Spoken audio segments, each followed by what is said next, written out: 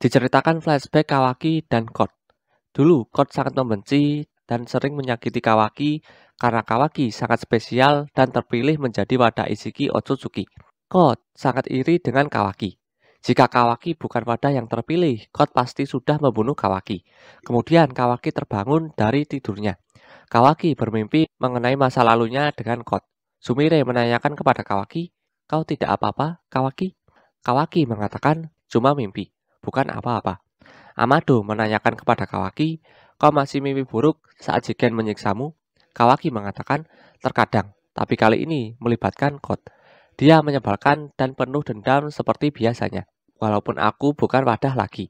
Amado mengatakan, "Penilaianmu itu salah. Kau salah paham. Kau masih tetaplah wadah Otsutsuki, Kawaki, dan itu tidak pernah berubah. Jiwa Ishiki mungkin sudah hilang, menghapus kemungkinan dia memasukimu. Tapi itu tak merubah fakta kalau kau masih tetap wadahnya." Kawaki merasa kesal dan menyuruh Amado untuk diam. Amado lanjut mengatakan, "Tubuhmu yang masih terotsusukifikasi adalah buktinya. Itulah kenyataannya. Kau harus menerimanya." Kawaki lalu menyerang dan menahan leher Amado menggunakan tangan perubahannya. Karena sangat kesal dengan Amado. Amado mengatakan, dan rencana untuk menanamkan karma Boruto ke dalam Kot dalam teori itu tidaklah buruk. Jika itu berhasil, Boruto bisa bangkit kembali dan selamat. Lalu, kau akan menyingkirkan Kot, dua burung dengan satu batu. Namun, walau tak sempurna, Kot sudah memiliki karma. Jadi sangat diragukan apakah kau akan bisa menanamkan karma lain di dalam tubuhnya. Ditambah, bahkan walaupun kau berhasil, Boruto tak bisa bangkit kembali hingga ekstrasinya selesai. Dan tubuh Kot terotsukifikasi sempurna. Yaitu Kot sudah menjadi wadah. Tapi tentu saja hingga itu terjadi, dia tak akan diam saja dan menyerang duluan. Dan mencoba membunuh kalian semua dimulai dari Tuan Hokage. Untuk membalaskan kematian Ishiki. Kau ingin melindungi Tuan Hokage bukan? Kalau begitu, rencana itu tak bagus. Kau hanya butuh kekuatan lagi untuk menghadapi Kot. Cukup kekuatan hingga bisa membunuhnya. Kawaki melepaskan cengkramannya dari Amado dan menanyakan, "Apa menurutmu Tuan Hokage bisa menang melawan Kot seperti saat dengan Delta?" Amado mengatakan, "Aku tak yakin. Tak jelas berapa sisa kekuatannya tanpa cakra dari Kyuubi. Tapi aku menduga dia akan mati jika satu lawan satu dengan Kot. Itu sudah jelas tak akan seperti kejadian dengan Delta. Di dalam hatimu, kau tahu itu. Kau ingin kekuatan bukan, Kawaki? Bukankah kau selalu memikirkan itu sejak kau kehilangan karmamu? Jadi ambil saja sendiri, khususnya karena Ishiki sudah musnah. Kekuatan baru dalam bentuk karma yang murni sebuah senjata." Sumire agak heran dan bingung dengan perkataan Amado. Amado lanjut mengatakan, "Kau memiliki kriteria dasarnya, dan aku bisa mewujudkannya." Kawaki mengatakan, "Maksudmu aku harus membiarkanmu menanamkan karma lagi padaku?" Amado mengatakan, "Itu benar sekali. Ayolah, di bawah sadar, kau pasti menginginkan itu." Kawaki mengatakan, "Kau sendiri tahu kalau aku benar-benar benci karma." Amado mengatakan, "Itu benar. Tapi aku juga tahu kalau kau itu rasional dan akan memakai cara apapun untuk bisa mencapai tujuanmu sama seperti diriku."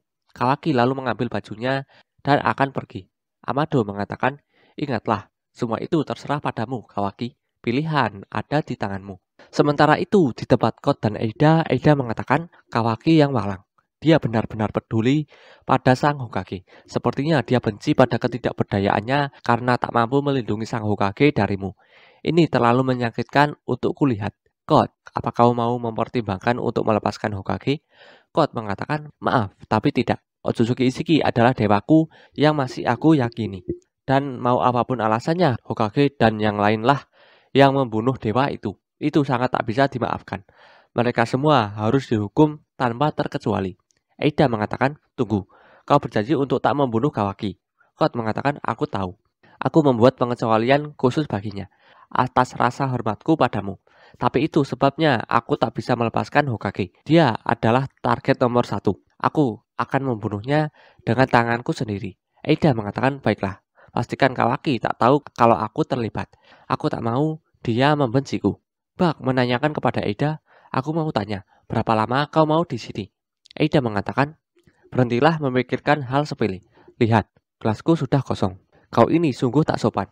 Bak mengatakan, "Tunggu sebentar." Dalam hati, Bak merasa kesal dengan Aida yang memerintahnya. Kot mengatakan, aku membunuh 2 penjaga di pintu dan 6 lagi saat pergi ke ruangan Bak. Tapi di sini ada banyak prajurit lainnya bukan? Akan jadi repot kalau mereka tahu kau bangun. Bak mengatakan benar. Kalian sebaiknya cepat pergi. Akan kuurus hal di sini untuk kalian. Aida mengatakan itu bukan masalah. Tak ada yang bisa menyentuhku. Kenapa buru-buru?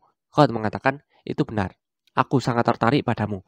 Dengan secara alami hingga aku sulit percaya kalau itu adalah karena kekuatanmu.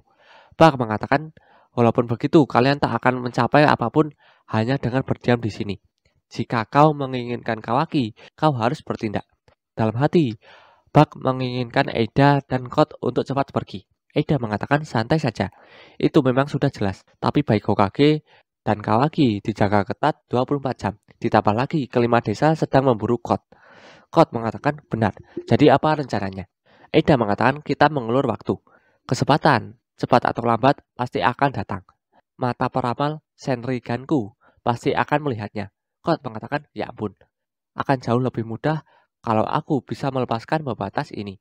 Ya kurasa aku masih bisa menang melawan Hokage dan Uchiha kalau aku melawan mereka satu persatu. Aida mengatakan, ngomong-ngomong, jangan mengandalkan kemampuan tempurku.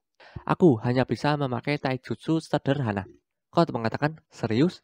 Aku kira kau juga petarung yang hebat. Aida mengatakan, sebaliknya. Sejak awal, aku tak suka melakukan hal yang barbar. Aku juga tak suka rasa sakit. Kot mengatakan, jadi begitu, anggun sekali.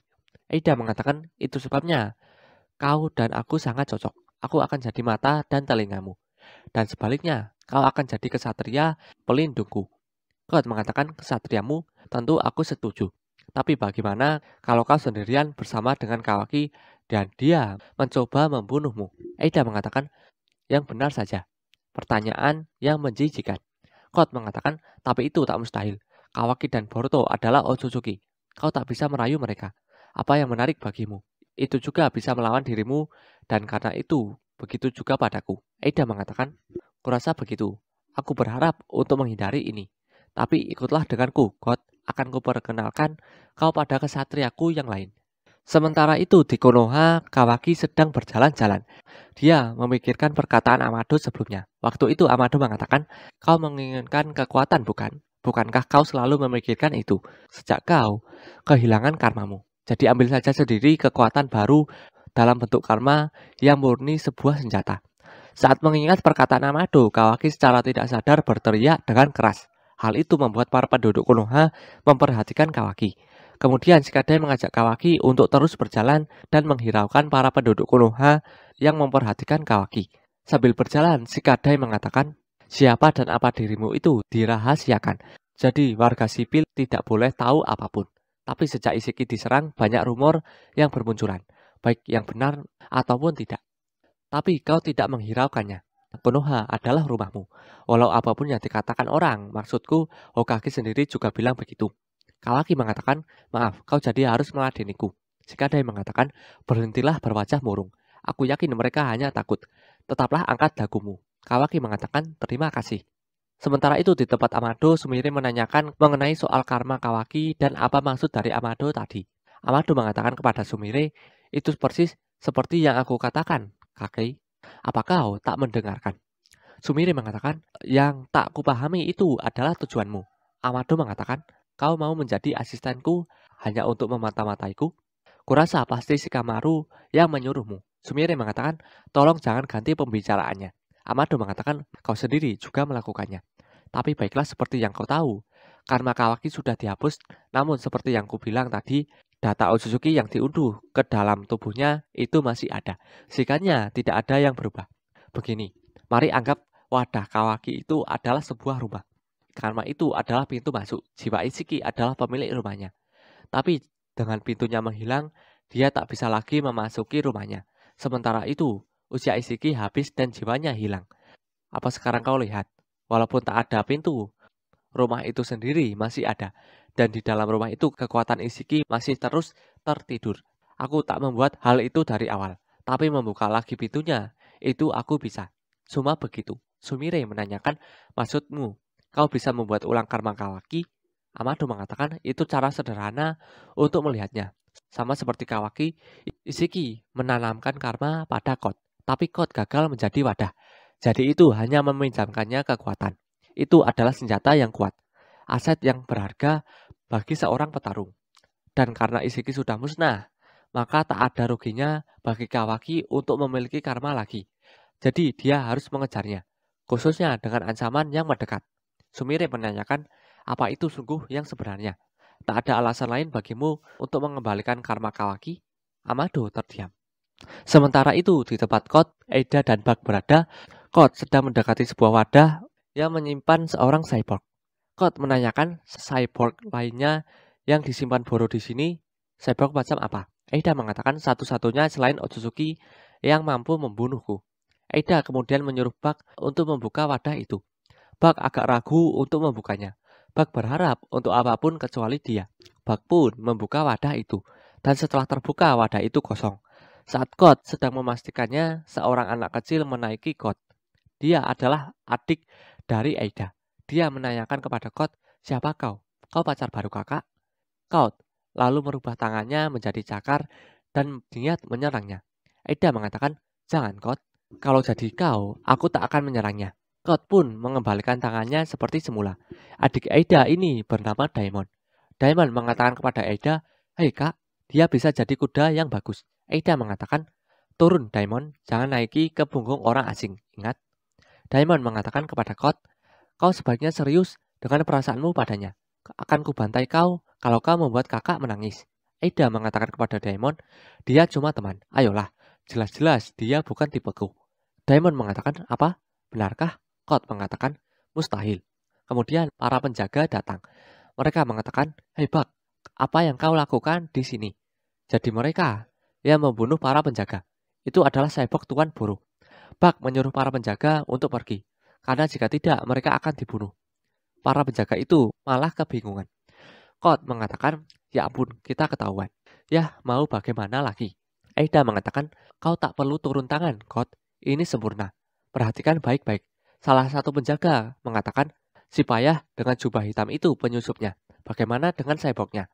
Penjaga yang satunya mengatakan, perintah kita adalah untuk memusnahkan mereka kalau mereka bangun tanpa perintah. Jadi ayo kita hancurkan juga mereka. Lalu secara tak terduga salah satu penjaga itu terkena ledakan di bagian kepala. Hal itu membuat semua terkejut. Lalu secara tak terduga salah satu penjaga terkena kampaknya sendiri di bagian kepala. Daimon tersenyum. Para penjaga kembali kebingungan. Daimon kemudian turun dari punggung Code dan menendang salah satu penjaga hingga terjatuh. Salah satu penjaga lain mengeluarkan pedang, namun dia malah terkena pedangnya sendiri di bagian leher. Code yang melihatnya mengatakan, dia memantulkan serangan musuh. Eida mengatakan semakin kuat niat membunuh, semakin kuat pula reaksinya. Musuh yang membayangkan saja adegan membunuh akan langsung terkena akibat dari tindakan itu, dipantulkan pada mereka sendiri. Jadi kau harus hati-hati, Code. Code mengatakan, sungguh bocah yang mengerikan. Setelah selesai mengalahkan para penjaga, Daimon berjalan dengan gaya. Eida mengatakan, biar ku kenalkan kau pada kesatriaku yang satunya, dan adik laki-lakiku, Daimon. Sementara itu, di tempat Sumire dan Amado, Sumire mengatakan, aku pertama kali merasakan kalau ada yang aneh saat mereka semua kembali setelah bertarung dengan Ishiki. Kau langsung memeriksa keadaan Kawaki, dan kau dengan jelas terlihat lega kalau dia baik-baik saja.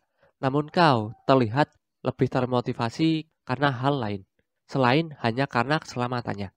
Sejujurnya, aku ingin menjadi asistenmu atas keinginanku sendiri.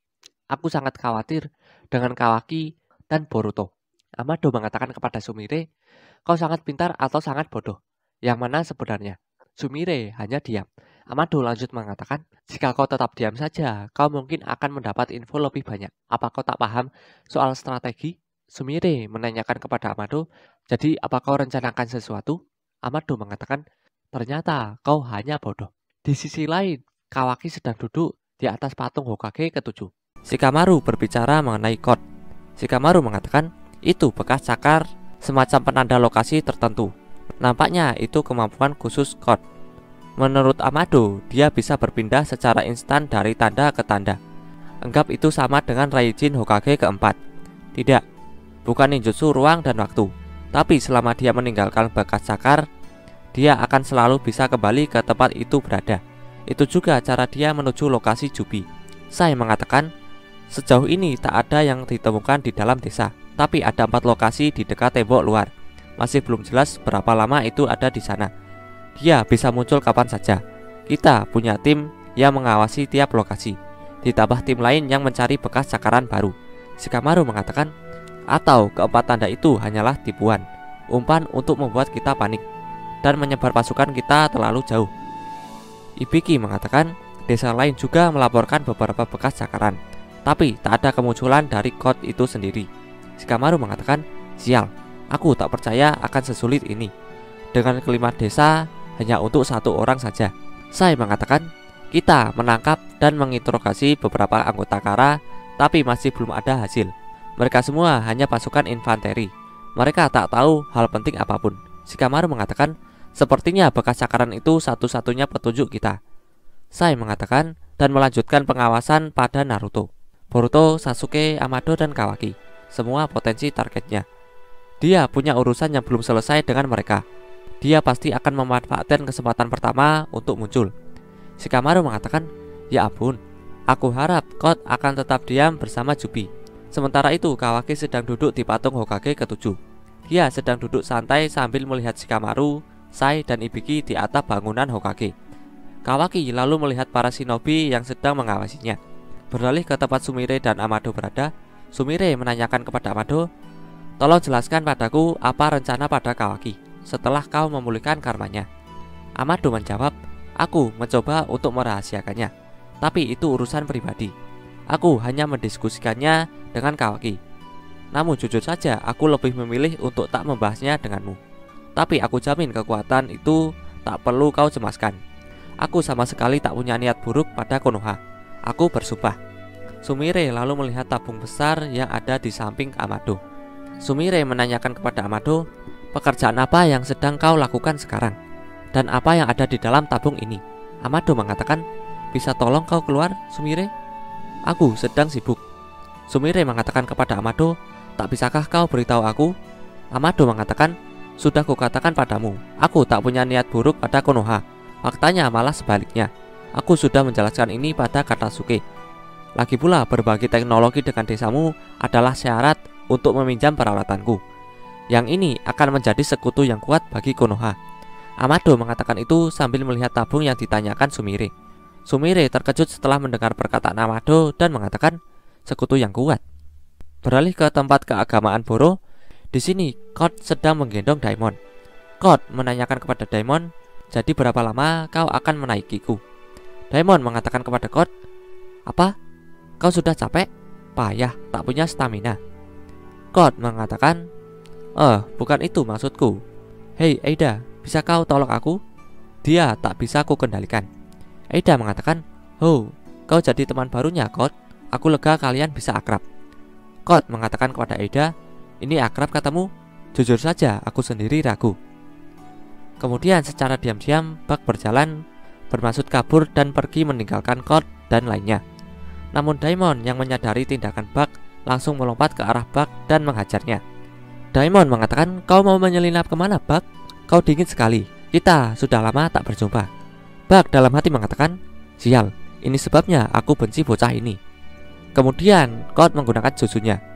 Dia menaruh 3 ikat pinggang di bawah Bug. Code dalam hati mengatakan, pantulannya dalam sekejap.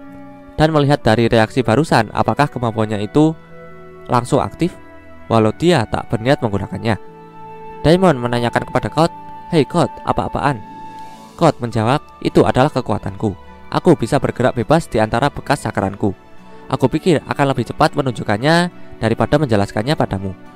Code lalu memasukkan tangannya ke dalam sabuk hitam yang ada di tubuhnya. Tangan Code pun muncul pada sabuk hitam di bawah Bug. Code lalu mengambil Bug menggunakan tangannya. Bug pun menembus sabuk hitam Code. Code mengatakan, walau hanya aku yang bisa bolak-balik sesukanya, aku bisa membawa orang lain bersamaku satu persatu. Daimon mengatakan, wah keren. Bug mengatakan kepada Code, terima kasih Code, aku berhutang padamu. Code mengatakan, tak perlu. Aku tadi hanya menguji kemampuan pemantulannya. Daimon mengatakan, itu keren, aku suka. Code mengatakan, terima kasih. boleh aku minta kau menjelaskan cara kerja dari kemampuanmu itu? Daimon mengatakan, ya, jadi belum mulai menjelaskannya kepada Cloud, Ada langsung memotong pembicaraan Daimon. Ada mengatakan, Daimon, kau jangan membongkar rahasiamu semudah itu, oke? Cloud mengatakan kepada Ada, oh, kau tak percaya padaku? Ada mengatakan, sudah aku bilang kalau Daimon itu memantulkan serangan. Cuma itu saja yang harus kau tahu, setidaknya untuk saat ini. Cloud mengatakan kepada Ada, kau ini sungguh keras kepala. Ada mengatakan, jangan tersinggung, Cloud. Kita ini baru saja bertemu, bukan? Akan butuh sedikit waktu lagi sebelum aku bisa menunjukkan semuanya. Cloud mengatakan, mantra penggoda dan Shenrigan, tentu saja. Aku tak menduga hanya itu saja kemampuanmu. Tapi jangan bilang kau punya kekuatan lain yang belum kau tunjukkan. Ada mengatakan, ya, bukankah itu menarik? Daimon dengan keras mengatakan kepada Cloud, maaf Cloud, aku tak keberatan memberitahumu.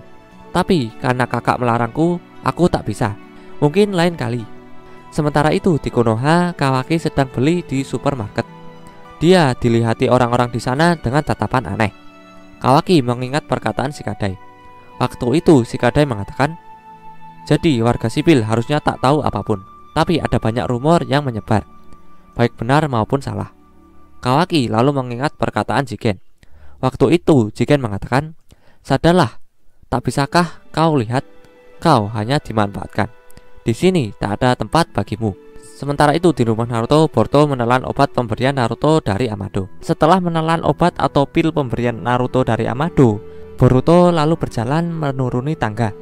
Sambil melihat obat yang dipegangnya, Boruto mengatakan, 2 kali sehari selama seminggu sekarang. Tapi tak ada perubahan baik ataupun buruk. Apa ini benar-benar bekerja? Hinata yang melihat Boruto menanyakan kepada Boruto, Boruto, apa Kawaki sudah pulang? Boruto menjawab, aku belum melihatnya. Ibu benar, dia telat.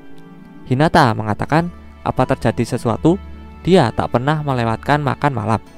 Beralih ke tempat Kawaki berada, Kawaki sedang duduk di patung Hokage ke-7 sambil ditemani makanan dan sebotol minuman. Kemudian Naruto datang dan mengatakan, 1 onigiri dan air, jangan bilang hanya itu makan malammu. Aku tahu Hinata pasti sudah menyiapkan makan malam. Sedang apa kau di sini? Kawaki mengatakan, aku bosan. Tak bisakah aku sekali-kali makan makanan lain? Naruto mengatakan kepada Kawaki, buat alasan yang masuk akal dulu. Kau tak pernah membiarkan piringmu bersisa.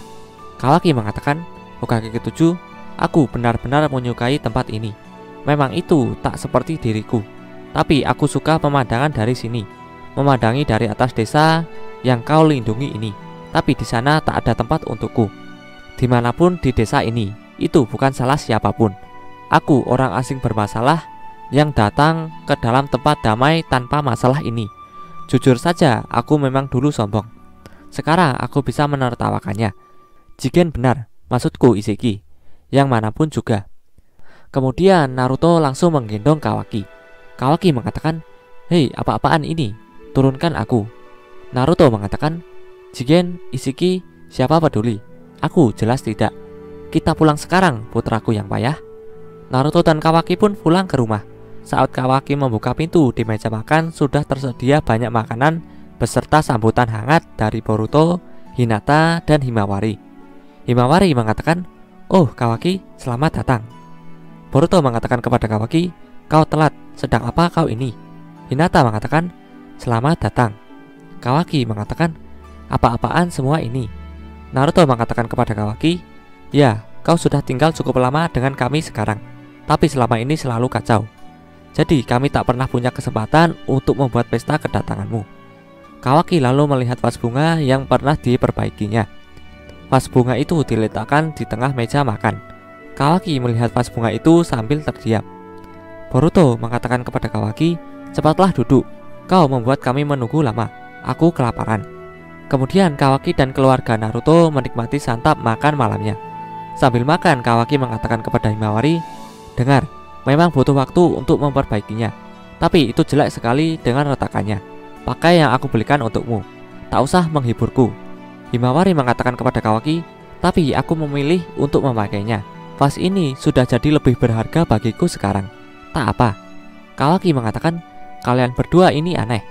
Boruto mengatakan kepada Kawaki, hei Kawaki, aku tadinya mau memberimu sesuatu, tapi kalau kau terus tak sopan, aku tak jadi. Kawaki mengatakan, enak saja, setidaknya tunjukkan padaku.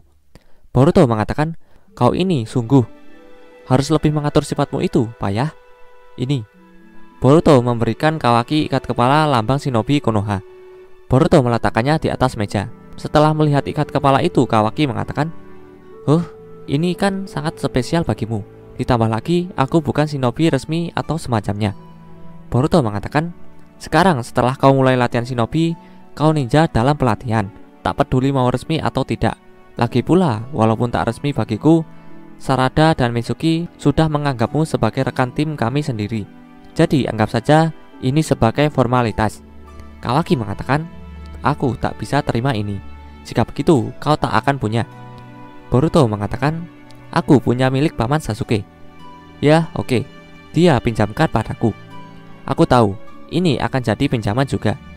Karena kau akan punya sendiri saat kau menjadi ninja resmi. Lalu setelah itu kau bisa kembalikan padaku. Kawaki terdiam melihat ikat kepala itu, lalu melihat Naruto. Naruto mengatakan, kenapa tidak?